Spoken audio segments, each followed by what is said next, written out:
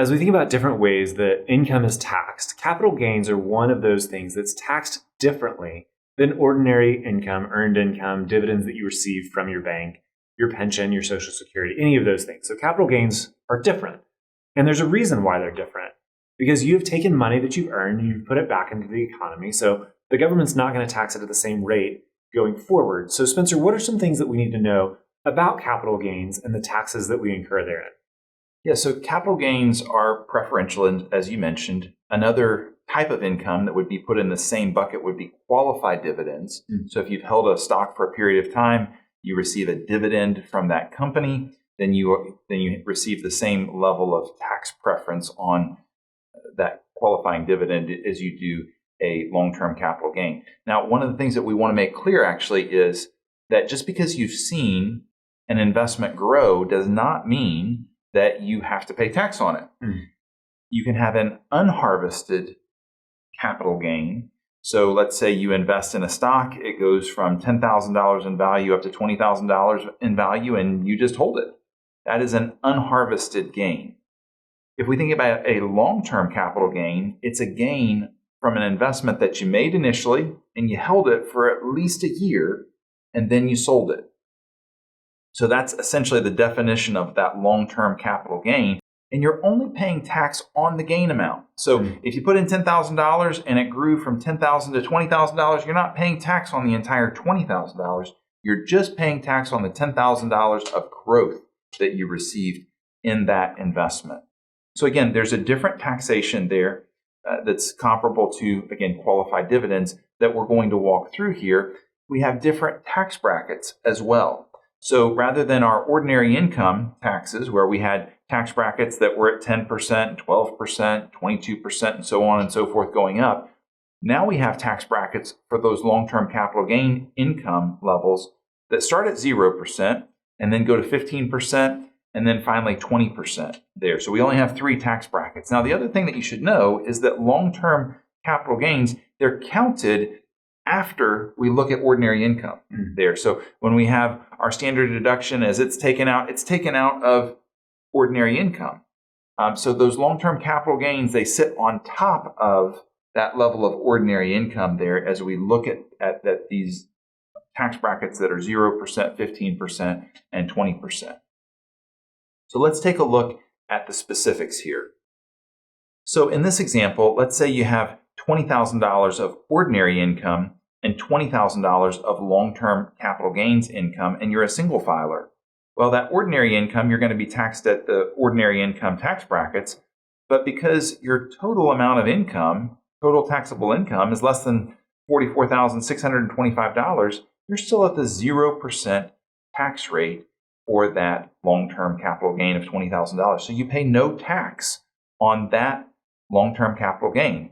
So if we look at the married filing joint side of things, you have up to $89,250 of income that is at the 0% tax rate.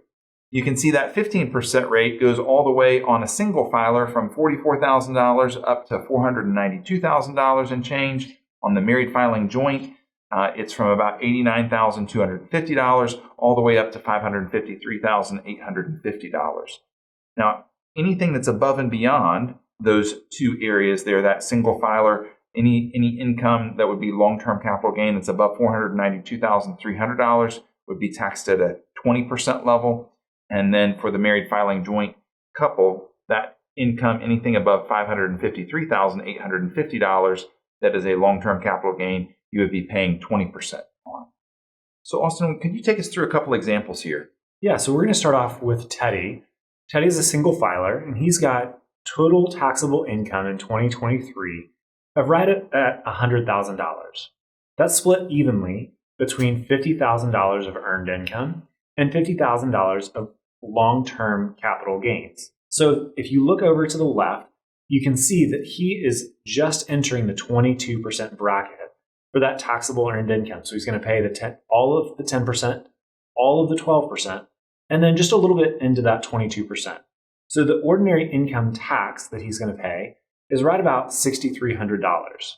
Now, again, he's surpassed that $44,625 of the taxable earned income. So those capital gains get stacked on top. So the $50,000 of long-term capital gains are all taxed at that 15% level. So his capital gains tax is $7,500. So if you stack the ordinary income tax plus the capital gains tax, his total tax obligation is $13,808. So if we look at Gerald in this situation, again, Gerald makes $100,000 of total taxable income in 2023. However, his is entirely in long-term capital gains. So rather than having anything in ordinary income, that first $44,625 is all taxed at a 0% rate. So everything from $44,625 up to $100,000, that's where he's going to be taxed at 15%. So his capital gains tax is $8,307. So his tax obligation is less than Teddy's as a single filer. So even though they both make $100,000, because the ordinary income, Teddy was getting into that 22% bracket, even though his first two, the 10 and the 12, were less, because he enters that 22%, his overall tax obligation is going to be higher than Gerald, who has the first $44,625, not taxed for his long-term capital gains. So finally, we look at Roy and Regina. They're a married filing jointly couple with total taxable income of $300,000. Their earned income is $250,000, which puts them squarely in that 24% marginal bracket. If you look at their total ordinary income tax for that $250,000, it's $46,800. Their taxable long-term capital gains is $50,000. So that puts them into that 15% bracket. So the capital gains tax that they're going to have on that $50,000 is $7,500. Now, one of the other facets that we want to highlight here is something called net investment income tax. Net investment income tax essentially applies to passive income that you're not earning through your work, but maybe you make an investment and you have the income come to you that would be on something like a long-term capital gain or on a qualified dividend or something of that nature. You pay net investment income tax on any passive income that is above and beyond $250,000 of modified adjusted gross income for you.